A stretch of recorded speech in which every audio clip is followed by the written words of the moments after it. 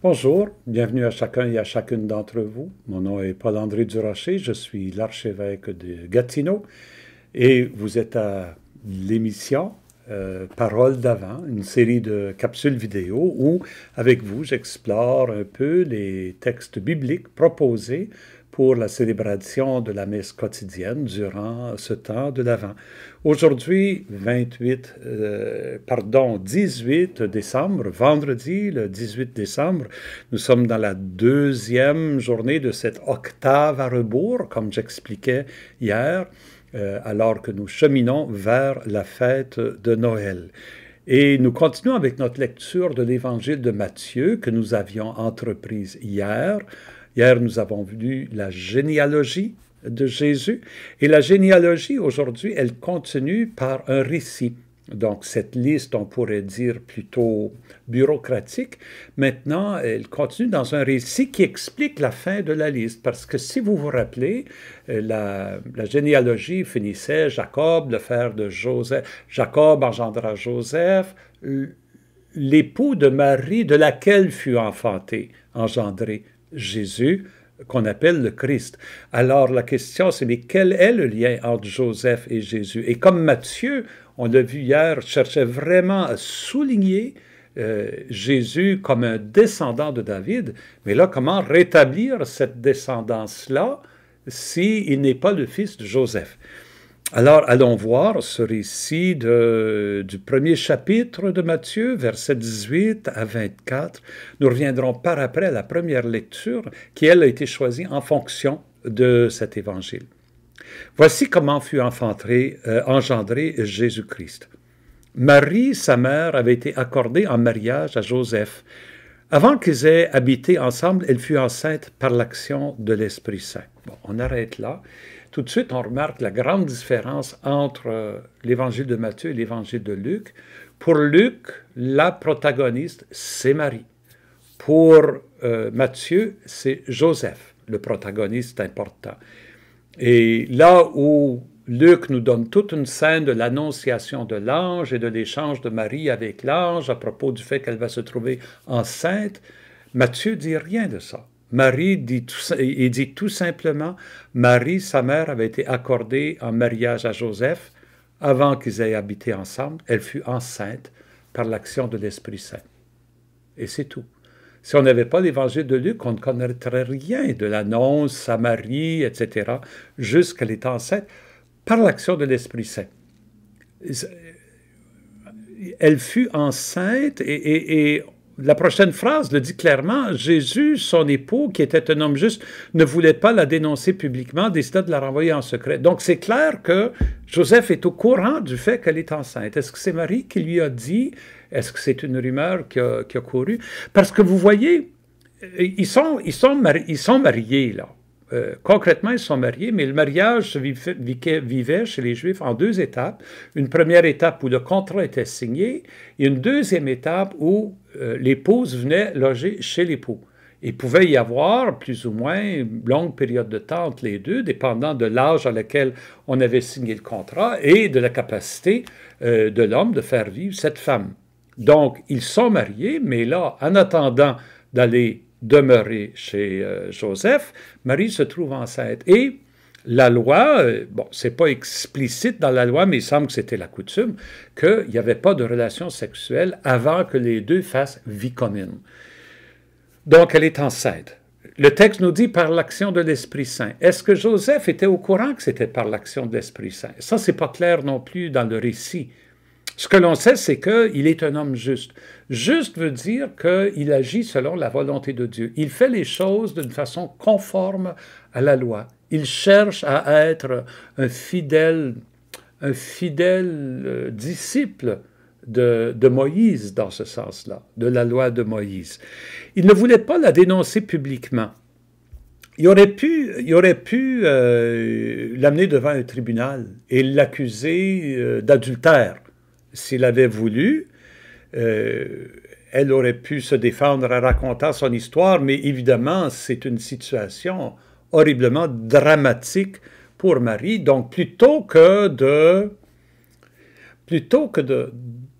obliger Marie à passer à travers un processus si pénible. Il décide de faire ça juste en privé. Bon, privé, c'est un acte public. Je renverse, je cancelle notre entente. Tu n'es plus mon épouse. Dans la loi juive, c'était permis de faire ça. Est-ce qu'il voulait la renvoyer parce qu'il pensait qu'elle était adultère? Il y en a qui pensent que c'est parce qu'il savait que c'était de l'Esprit Saint. Et alors, il se sentait comme indigne d'entrer en relation avec elle. Vous comprenez? Si elle est enceinte de l'Esprit Saint, c'est vraiment une femme qui a une vocation bien au-delà de la normalité, on pourrait dire. Et lui aurait pu se sentir comme...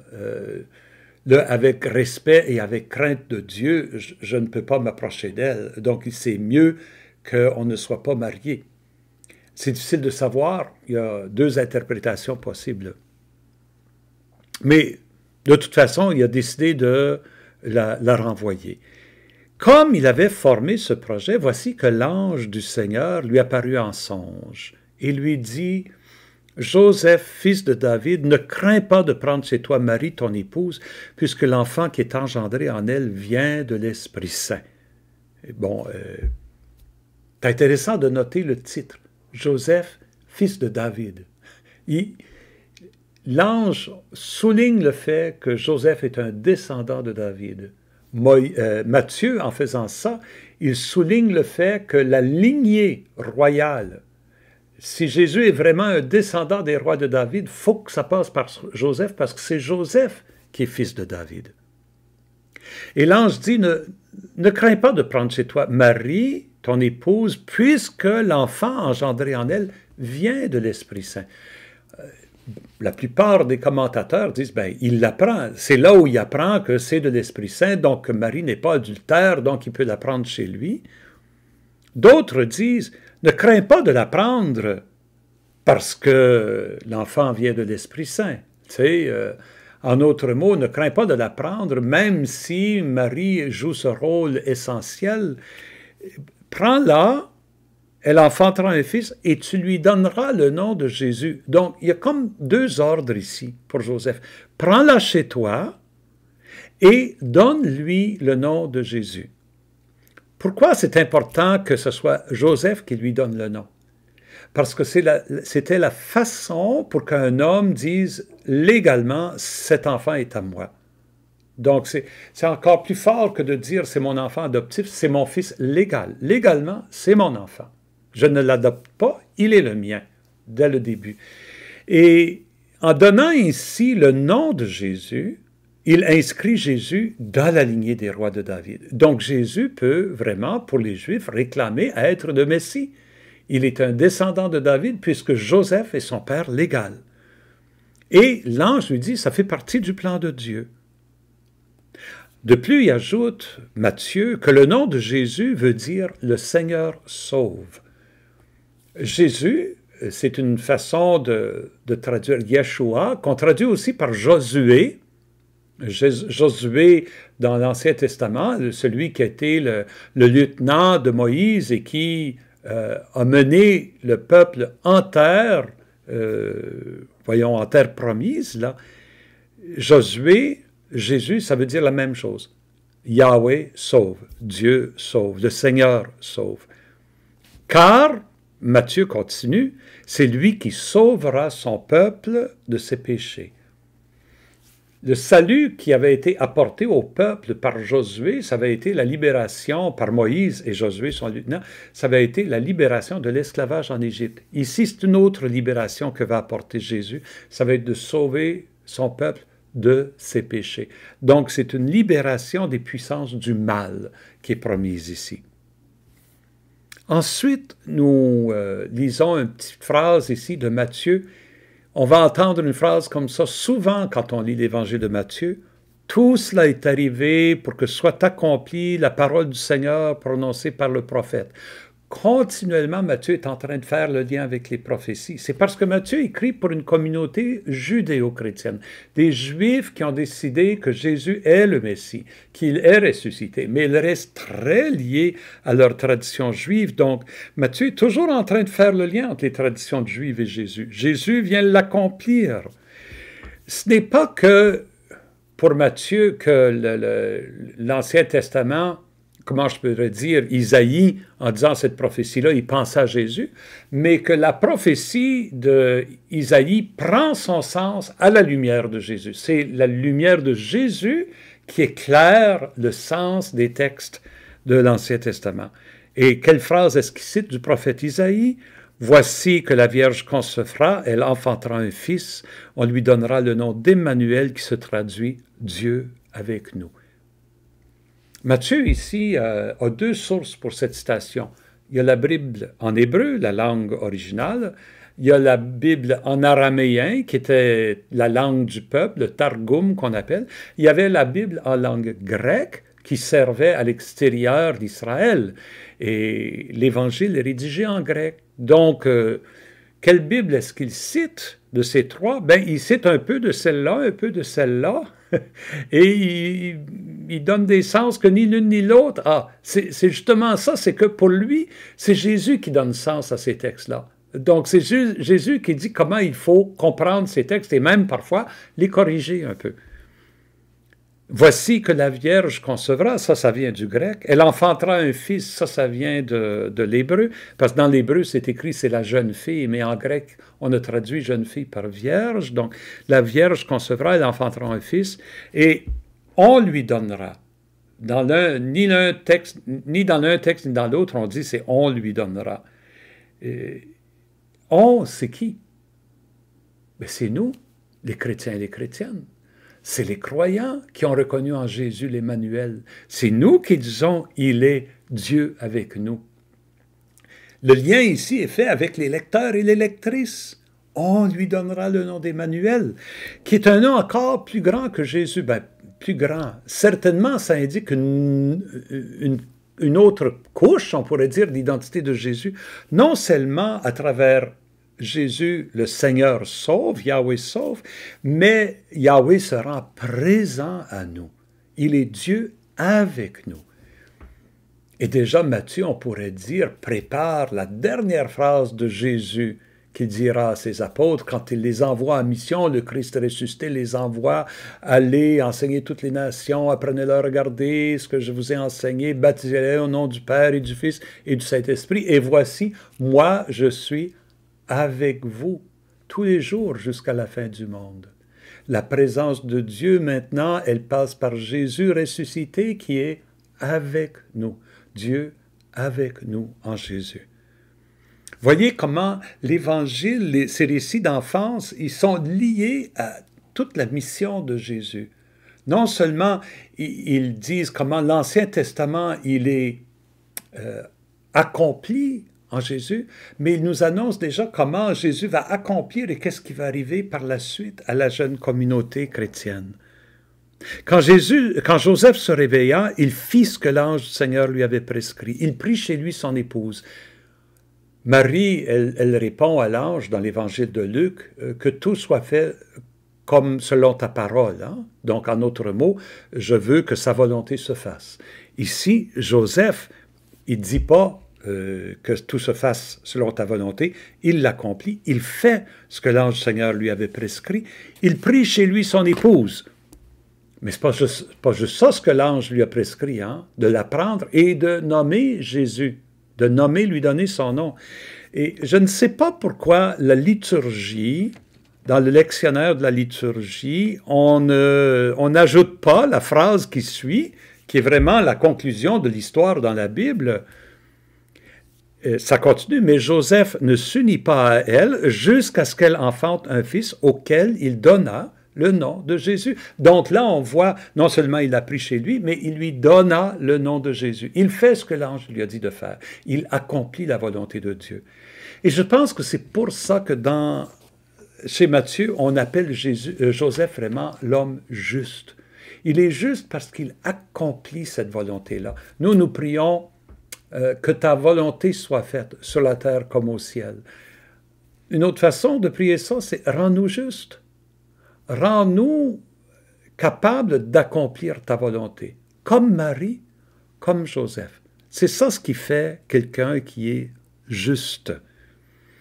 C'est beau, dans le psaume d'aujourd'hui, habituellement je ne commente pas le psaume, mais dans le psaume on parle du roi qui est désiré, hein, qu'il gouverne ton peuple avec justice et qu'il fasse droit aux malheureux. C'est le roi qui est désiré par le psalmiste.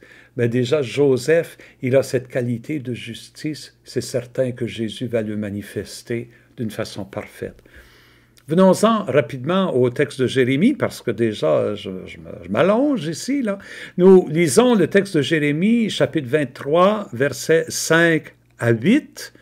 Et justement, c'est lié avec la vocation de Jésus d'être ce roi de justice, ce descendant de David qui va restaurer la volonté de Dieu au milieu de son peuple. Jérémie écrit à une époque, juste avant l'exil, il est en train d'écrire à une époque, on l'a vu aussi avec Isaïe, où on condamne les rois parce que les rois n'ont pas été fidèles à l'alliance. Ils n'ont pas fait ce que le roi David avait promis de faire. Alors voici venir des jours, oracle du Seigneur, où je susciterai pour David un germe juste. Il régnera en vrai roi. Il agira avec intelligence. Il exercera dans le pays le droit et la justice. Et voilà le mot justice qui revient. Cette justice qui est de faire la volonté de Dieu, Jésus va l'accomplir d'une façon parfaite. En ces jours-là, Juda sera sauvé et Israël habitera en sécurité. Juda, c'est le nom de la tribu. Israël, c'est le nom du peuple, mais c'est aussi le nom de deux régions géographiques. Juda, c'est la région géographique autour de Jérusalem. La tribu a donné son nom à cette région-là. Et Israël, c'est tout le nord où demeurent les autres tribus. Et ce nord-là a été conquis par les Assyriens 150 ans avant que Jérémie écrive ce texte-là, et ces tribus-là dispersées. De fait, avant l'arrivée des Assyriens, il y avait une guerre civile entre le nord et le sud. Le peuple d'Israël s'était scindé en deux. Il y avait des rois dans le sud, des rois dans le nord, la guerre civile. Et voilà que le nord a été conquis. Et puis, le sud, beaucoup de gens, j'imagine, se sont dit, tant pis pour eux. Ils ont voulu se séparer de nous autres. Voilà ce qui arrive. Mais là, Jérémie a une vision plus profonde. Il ne s'agit pas juste de sauver Juda autour de Jérusalem, il s'agit de sauver tout Israël, le nord aussi, et même si les gens ont été dispersés depuis 150 ans, Jérémie annonce, en ces jours-là, Juda sera sauvé et Israël habitera en sécurité. Et voici le nom qu'on lui donnera à ce roi-là qui va venir, le Seigneur est notre justice. Encore une fois, le mot justice qui revient. On voit le lien entre l'Évangile et cette prophétie de Jérémie. Et Jérémie conclut, voilà pourquoi, voici venir des jours, oracle du Seigneur, où pour prêter serment, on ne dira plus par le Seigneur vivant qui a fait monter du pays d'Égypte les fils d'Israël. Hein? Quand on prêtait serment, là, on prêtait au nom de Yahvé vivant. Et qu'est-ce que Yahvé a fait? Il a fait monter du pays d'Égypte les fils d'Israël. Il dit non. On va prêter serment en disant, par le Seigneur vivant qui a fait monter du pays du nord les gens de la maison d'Israël et qui les a ramenés de tous les pays où ils avaient été chassés, car ils demeureront sur leur sol. Cette reconstruction de l'Israël entier, cette restauration de l'unité du peuple et ce renouvellement de l'ensemble du peuple, voilà la vision qui habite Jérémie et qu'il voit se réaliser quand le Seigneur enverra enfin ce roi juste. Et Jésus, Saint Paul va le dire, il est venu rassembler et faire l'unité, non pas seulement entre les Juifs, mais entre les Juifs et les païens, faire des deux un seul peuple, une seule famille, réconcilier les parties qui se séparent, pour que enfin notre monde connaisse la paix et l'unité. Quelle vision extraordinaire de Jérémie, quelle vision extraordinaire de Paul, et de croire que en Jésus, Dieu, on pourrait dire, met la pierre angulaire de cette construction extraordinaire, et que nous, ses disciples, nous sommes engagés dans la réalisation de ce beau rêve de Dieu qu'on appelle le royaume des cieux, le règne de Dieu. J'aimerais finir en vous lisant, où est-ce que c'est? Ici, pardon, en vous lisant l'antienne eau que nous dirons ce soir à la prière de Vêpres avant de chanter le cantique de Marie. Hier, on appelait Jésus ô sagesse, ce soir ô chef de ton peuple Israël. Tu te révèles à Moïse dans le buisson ardent et tu lui donnes la loi sur la montagne. Délivre-nous par la vigueur de ton bras. Viens, Seigneur, viens nous sauver. Avec cela, je vous bénis et je vous salue jusqu'à demain.